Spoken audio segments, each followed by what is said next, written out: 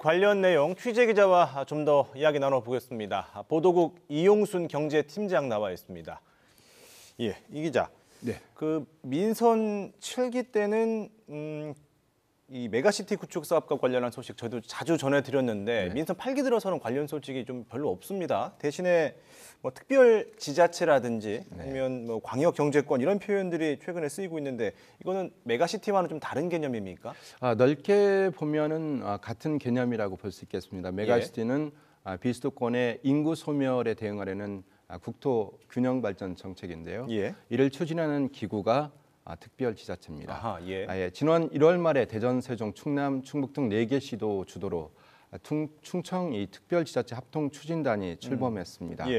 내년 하반기까지 4개 시도는 충청 특별지자체 그리고 시도의회는 연합의회를 각각 구성할 계획입니다. 이와 동시에 광역 경제권 계획이요. 플러스 말하면 초광역 발전 계획을 수립하고 정부 승인 절차를 밟게 됩니다. 메가시티가 국토 균형 발전 정책에 뿌리를 두고 있고 비수도권의 당면한 과제가 인구 감소로 인한 이 지방 소멸 문제인 만큼 충청권 특별지자체로서는 메가시티를 통해서 청년들이 이 지역에서 일자리를 얻어서 정착할 수 있도록 경제 정책의 틀을 거치던 관점에서 짜고 있는 거라고 볼 수 있겠습니다. 좀 정리를 해보면 메가시티를 추진하는 기구가 특별지자체인데 그러면 이 충청권 특별지자체의 단체장을 누가 맡는지 또 이제 광역 경제정책은 어떤 걸로 이제 정하는지 그 관련한 논의는 진행되고 있습니까? 네, 전체적으로 보면 4개 시도와 4개 시도의회가 이제 합의를 통해서 최종안이 나올 텐데요.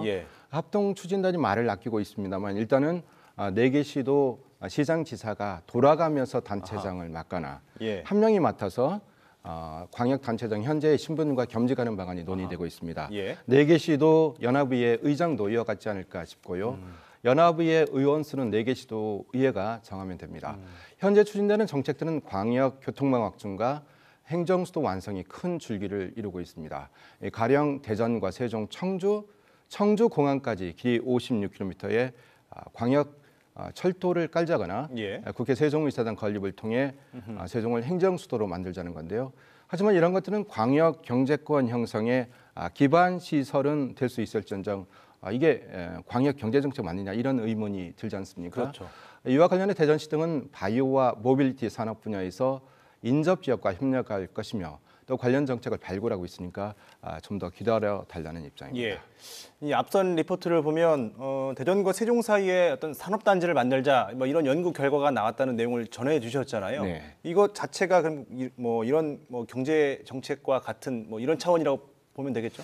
네, 크게 두 가지 이 방향에서 이 접경 산업단지를 바라볼 수 있겠는데요.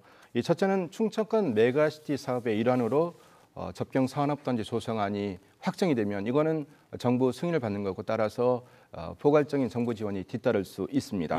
접경적인 그린벨트를 푸는데도 소관부처인 국토교통부 지원을 받아낼 수 있고요. 또 산업통상자원부 예산을 받아서 국가 예산으로 산업단지 조성을 추진할 수 있겠습니다. 물론 지방재정도 투입되겠지만 정부 돈이 투입되면 이 사업을 추진하기가 훨씬 몸이 가벼운 거겠고요. 둘째는 고급 일자리의 이 창출을 기대할 수 있다는 점입니다. 두 지역이 맞닿은 곳에 산업단지를 만들어서 소프트웨어를 중심으로 로봇, 인공지능, 모빌리티 등 설비 투자 수요가 높은 기업을 입주시키면 자연스럽게 고급 일자리가 만들어지겠고요. 그러니까 성장 여력이 높은 소프트웨어 특화 산단을 조성하자는 게 대전 세종연구원의 제안이고요.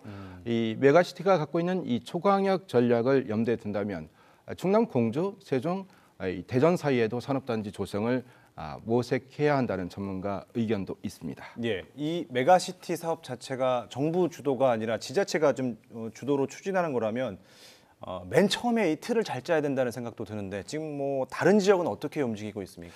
네, 이 강원도를 살펴보니까 이 충북 그리고 강원도 밑에 이제 대구 경북 있지 않습니까? 대구 경북 등과 연계해서 5년 동안 25조 원이 투입되는 메가시티 발전 전략을 지금 막 발표를 했습니다.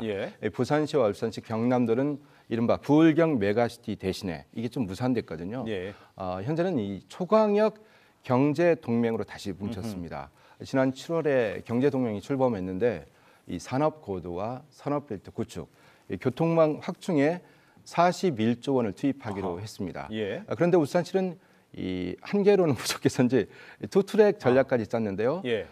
이와는 별개로 이제 경주, 포항과 연합해서 다시 말해서 울산 현대차, 포항에 또 포스코가 있지 않습니까? 예. 그리고 협력 업체들과 연계해서 이 거대 산업단지를 만들겠다. 예. 정부로부터 재정 지원, 정책 지원을 이끌어내겠다고 다짐하고 있습니다.